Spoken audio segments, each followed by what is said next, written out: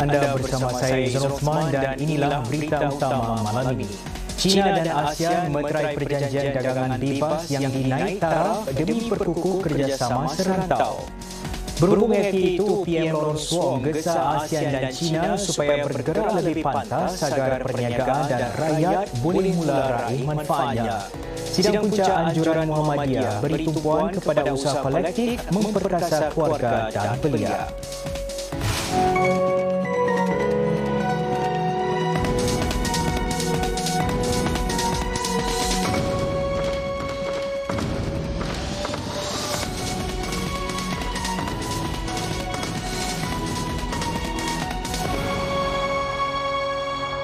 Salam sejahtera. China dan ASEAN hari ini memeterai perjanjian dagangan bebas yang dinaik taraf bertujuan memperkukuh lagi kerjasama serantau. Dipanggil ACFTA 3.0, ia ditandatangani semasa sidang punca ASEAN di Kuala Lumpur antara Menteri Pelaburan, Perdagangan dan Industri Malaysia Tengku Zafrul Aziz dengan Menteri Perdagangan China Wang Wentao. FTA dengan China itu meliputi sektor-sektor digital, ekonomi hijau dan industri-industri baharu. ASEAN adalah rakan dagang terbesar China dengan nilai perdagangan dua hala berjumlah 771 bilion dolar Amerika tahun lalu. Bagaimanapun, China mahu meningkatkan lagi perdagangannya dengan ASEAN bagi menangkis kesan tarif pentadbiran Trump. Is a reflection of China's firm and unyielding commitment to deepening ties with ASEAN. And if people are curious, day before we were with President Donald Trump of the United States of America, and today we are back with China. And that reflects ASEAN centrality, and I commend and congratulate my colleagues ASEAN for the wisdom to maintain centrality and maintain friendly relations with all our countries. Beijing sedang berusaha memperdalam pelibatannya dengan ASEAN ketika ia menghadapi peningkatan tarif Amerika. China kini meletakkan dirinya sebagai ekonomi yang lebih terbuka. Di sidang punca ASEAN, Perdana Menteri China Li Qiang menyeru bagi perpaduan dan kerjasama di tengah-tengah ketidaktentuan global. Semalam, PM Lee mengecam tindakan Presiden Amerika Donald Trump di mana tarif yang tingginya mengguncang pasaran dan mengganggu rantaian bekalan global. Kedua-dua Presiden Amerika dan China dijadualkan bertemu minggu ini dengan harapan mengurangkan persaingan perdagangan antara dua ekonomi terbesar dunia. Sementara itu, Perdana Menteri Lawrence Wong menggesa ASEAN dan China supaya bergerak dengan pantas berhubung FTA yang dipertingkat itu agar perniagaan dan rakyat kedua-dua pihak boleh mula mendapat manfaatnya. Beliau berkata perjanjian ACFTA 3.0 itu akan memperkukuh jalinan ekonomi di seluruh Asia serta menjadikannya lebih mudah untuk memanfaatkan peluang-peluang pertumbuhan baru. Berucap di sidang punca ASEAN, PM Wong juga menyeru agar diwujudkan kerjasama lebih erat dalam menghasilkan keterhubungan digital, tenaga bersih dan keamanan di Laut Cina Selatan. Menurut PM Wong, FTA 3.0 itu akan mengurangkan halangan dagangan dan meningkatkan rantaian bekalan selain membuka pintu bagi kerjasama dalam industri-industri masa hadapan. Ini termasuklah ekonomi digital dan teknologi hijau. Dalam sidang ini yang turut disertai Perdana Menteri China Li Qiang, Encik Wong menarik perhatian bahawa Beijing komited untuk berhubungan rapat dengan rantau Asia Tenggara. Beliau turut menyeru agar diwujudkan keterhubungan penerbangan lebih baik dan aliran data lebih licin demi menyokong perdagangan digital. PM Wong mengalalukan penyertaan China untuk menyokong grid tenaga ASEAN yang dijangka memperkukuh jalinan tenaga serta meluaskan lagi kerjasama tenaga boleh diperbarui merentasi rantau. Singapura, kata beliau, akan terus menjadi rakan kongsi China dalam bidang kemampanan, latihan dan program pembangunan. Semua usaha ini, menurut PM Wong, akan membantu ASEAN dan China membina kepercayaan dan kemantapan, sesuatu yang penting demi memastikan keamanan, keselamatan dan kebebasan laluan perkapalan di Laut Cina Selatan. Sementara itu, di Kuala Lumpur juga, ASEAN dan New Zealand meningkatkan hubungan kepada perkongsian strategik menyeluruh CSP. Perdana Menteri Lawrence Wong berkata perkongsian ini akan memperdalam kolaborasi dalam bidang perdagangan digital, tenaga hijau serta keterhubungan serantau. PM Wong menambah CSP juga boleh memberikan keamanan dan kemakmuran bagi kedua-dua pihak dalam dunia multipolar ini. Perkongsian strategik menyeluruh itu dimeterai sempena hubungan dialog ke-50 ASEAN-New Zealand. PM Wong menggesa kolaborasi yang lebih rapat dalam bidang seperti ekonomi digital, termasuk keselamatan siber serta pengesanan penipuan online. Beliau berkata kedua-dua pihak boleh bekerjasama dalam bidang tenaga hijau dan kemampanan dan melengkapkan grid tenaga ASEAN. PM Wong dan pemimpin ASEAN lain turut mengadakan pertemuan dengan Perdana Menteri Australia Anthony Albanese. Dalam ucapannya, beliau menekankan bahawa Australia merupakan rakan dialog ASEAN yang paling lama dan sentiasa menyokong kerjasama dipimpin ASEAN. Dalam pada itu, Singapura dan Vietnam akan mengadakan lebih banyak kerjasama dalam bidang seperti tenaga boleh diperbaharui, teknologi dan perdagangan pertanian. Ini sebahagian daripada pelan bertindak untuk melaksanakan perkongsian strategik menyeluruh CSP setelah hubungan itu dipertingkat pada bulan Mac tahun ini.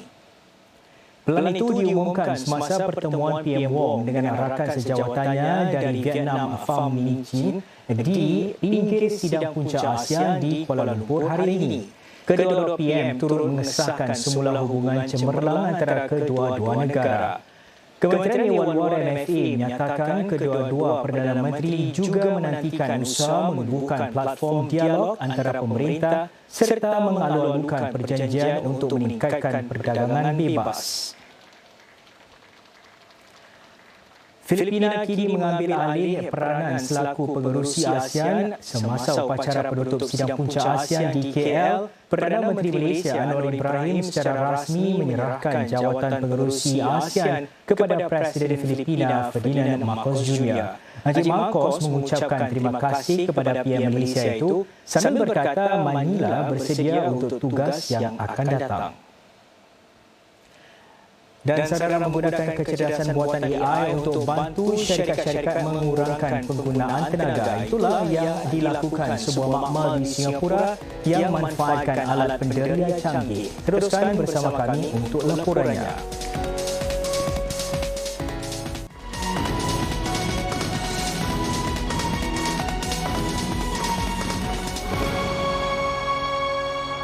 Saudara, kini lebih mudah bagi perniagaan di Asia Tenggara membuktikan bahawa mereka menggunakan tenaga bersih.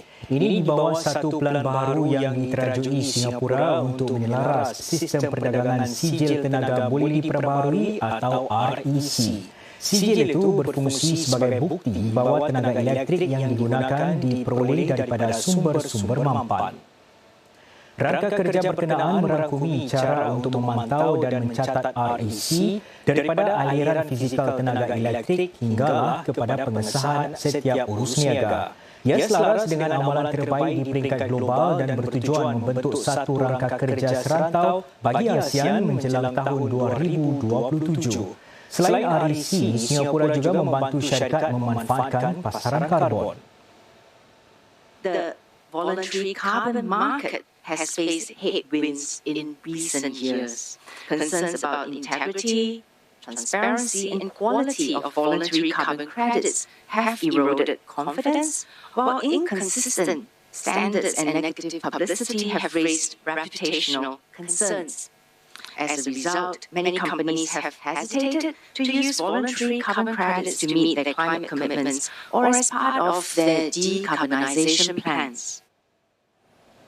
Lantaran itulah, pemerintah memperuntukkan geran sebanyak $15 juta bagi membangunkan pasaran karbon. Institusi kewangan boleh menggunakan dana ini untuk menampung sebahagian kos tenaga kerja dan urus niaga yang berkaitan dengan projek kredit karbon. Geran penguasa kewangan Singapura ini akan ditawarkan hingga tahun 2028. Syarikat-syarikat di merata dunia yang ingin mengurangkan pelepasan gas karbon boleh merujuk kepada sebuah makmal yang berpangkalan di Singapura. dilancarkan oleh Universe, sebuah syarikat khusus menggunakan kecerdasan buatan AI untuk tenaga yang bertujuan membantu syarikat-syarikat memahami dan mengurangkan penggunaan tenaga. Ia berfungsi dengan menggunakan alat penderia canggih yang diletakkan dalam infrastruktur syarikat. Alat tersebut akan mengesan penggunaan tenaga daripada berapa kerap lampu dihidupkan sehinggalah kepada penggunaan mesin-mesin industri. AI kemudian memproses data tersebut untuk mencari cara bagi syarikat mengoptimumkan sistem dan mengurangkan pelepasan gas. Makmal tersebut akan bekerjasama dengan syarikat teknologi Microsoft dan AMD. Ia juga memberi peluang kepada para pelajar Universiti Nasional Singapura NUS untuk mendapatkan pengalaman amali serta bimbingan. Usaha kolektif antara masyarakat dan Pertubuhan Melayu Islam dalam memperkukuh institusi keluarga serta memperkasa golongan belia menjadi tumpuan utama sidang puncak keluarga dan belia Anjuran Persatuan Muhammadiyah Ahad lalu. Yang antara lain menekankan pentingnya kerjasama itu bagi menangani isu sosial dan jurang generasi antara ibu bapa dan belia. Dengan tema kekal teguh pada iman dalam masyarakat moden meneladani legasi Nabi Ibrahim, sidang tersebut menekankan pentingnya badan-badan Melayu Islam bekerjasama sebagai satu komuniti sekampung untuk menangani isu sosial dan jurang generasi. Salah seorang panelis perbincangan, mantan Timbalan Mufti Ustaz Dr. Muhammad Hanan Hassan berkata, selain kerjasama itu, penyamaian nilai-nilai seperti ketabahan, keyakinan dan khidmat kepada masyarakat juga penting sebagai tunjang keluarga Islam yang teguh. MMO ataupun badan-badan Islam, Melayu Islam harus lebih bekerjasama sekarang sebagai satu kampung. Dia bukan hanya sebagai organisasi satu persatu. Jadi Muhammadiyah bersama dengan Mendaki, Pergatan seumpamanya. Ini memerlukan usaha kolektif. Jadi satu, mengenal pasti nilai-nilai di sini. Kedua, menguatkan kerjasama, koordinasi antara badan-badan Islam kita. Menteri Negara Penerangan dan Pembangunan Digital MDDI Rahim Azam yang juga merupakan salah seorang panelis perbincangan menekankan bahawa beliau merupakan pemimpin masa depan namun potensi mereka sering dipandang rendah kerana tumpuan kepada pembangunan diri dan kerjaya. Menurut Cik Rahayu, ramai ibu bapa kurang memahami risiko platform digital yang digunakan para belia. Maka itu, untuk merapatkan jurang ini, beliau mencadangkan agar ibu bapa bersikap empati, mengadakan komunikasi terbuka, mendalami penggunaan digital serta bijak mengimbangi bimbingan dengan kebebasan. Sidang punca ini merupakan kesinambungan daripada forum belia tahunan yang dimulakan sejak tahun 2023 dan kini mencapai kemuncaknya sebagai sebuah perhimpunan inklusif yang menggabungkan keluarga dan belia. Alhamdulillah, banyak maklum balas yang kami dapat sebenarnya daripada forum-forum yang kita lakukan pada tahun-tahun lepas, dan forum-forum yang terdahulu banyak menumpukan kepada pembangunan belia. Dan kali ini kita perasan yang mana pembangunan ataupun pembentukan belia itu dia tidak boleh berlaku secara terasing dan perlu kepada sokongan institusi kekeluargaan. Para peserta berpeluang menyerap pelbagai pengajaran bermakna sepanjang sidang kemuncak tersebut hasil daripada perbincangan yang mendalam dan perkongsian pengalaman oleh para panelis. Sesi hari ini telah membukakan mata saya terhadap isu-isu berkenaan dengan belia dan juga keluarga, di mana saya telah mengingatkan kembali tentang potensi belia dan bagaimana kita nak membangkitkan kembali potensi belia yang memerlukan usaha daripada sekampung, bukan sahaja daripada seseorang individual. Sidang punca yang berlangsung di Hotel Furama Riverfront itu menghimpunkan lebih 300 peserta daripada pelbagai latar belakang iaitu ibu bapa, belia, karyawan dan pemimpin masyarakat. Perkembangan mengenai urusan haji menyusul selepas ini. Di Indonesia, masa menunggu untuk naik haji kini dijadikan sama rata untuk semua jemaah di setiap wilayah. Perinciannya selepas ini.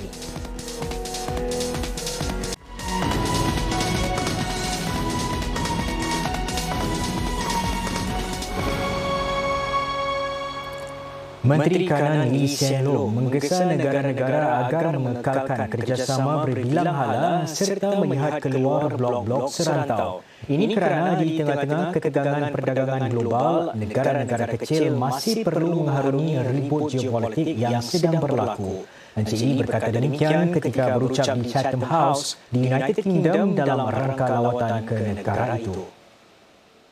Because the easy path of least resistance is to end up with regional blocks. And you have your area of influence and I have mine, and between us things are difficult. But you really don't want to go there because that way it leads to more friction and I think less prosperity. And you want to link up between blocks so that you can work together and have a network, a web which collectively encompasses the world. SMB menambah dari sudut keselamatan pula, negara-negara Asia lebih kecil mahukan rantau yang terbuka dan seimbang di mana Amerika Syarikat dan China kekal didampingi. Menurut beliau, meskipun ada negara yang mungkin ada pertikaian wilayah dengan China, majoriti negara Asia yang lain tidak melihat China sebagai ancaman. SMB berkata negara-negara ini berkembang maju bersama China kerana hubungan ekonomi. Hubungan perdagangan dan keselamatan menjadi tumpuan utama perbincangan antara Presiden Amerika Syarikat Donald Trump dengan Perdana Menteri baru Jepun Sanae Takaichi. Kedua-dua pemimpin itu bertemu pagi tadi di Istana Akasaka di Tokyo. Cik Takaichi yang menjadi Perdana Menteri wanita pertama Jepun beberapa hari lalu berkata beliau ingin mewujudkan era keemasan baru bagi hubungan Jepun dan Amerika Syarikat. Encik Trump turut menyuarakan sentimen yang sama dan berkata hubungan dua hala antara kedua-dua negara itu akan menjadi lebih kukuh berbanding sebelum ini. We've received your orders for a very large amount of new military equipment, and you know that we make the best military equipment in the world, the jets, the missiles, and everything else, and hopefully we don't have to use them very much, if at all. But we appreciate that order, and we very much appreciate the trade. We're going to do tremendous trade together, I think more than ever before. Kedua-dua pemimpin itu menandatangani dua perjanjian. Perjanjian pertama bertujuan memperkukuh keselamatan ekonomi, memacu pertumbuhan ekonomi dan meningkatkan kerjasama bagi melalukan era keemasan baru dalam hubungan dua hala. Yang kedua pula berkaitan dengan jaminan bekalan nadir bumi dan mineral kritikal iaitu bahan penting dalam penghasilan teknologi canggih. Rumah Putih menyatakan antara objektifnya adalah untuk menengahi dasar bukan pasaran dan amalan perdagangan yang tidak adil. Perjanjian ini menyusuli perjanjian serupa yang dimeterai pentadbiran Trump bersama Malaysia, Thailand dan Australia sejak beberapa hari ini. Presiden Trump akan bertemu dengan pemimpin perniagaan Jepun sebelum berangkat ke Korea Selatan esok bagi fasa terakhir lawatannya ke Asia.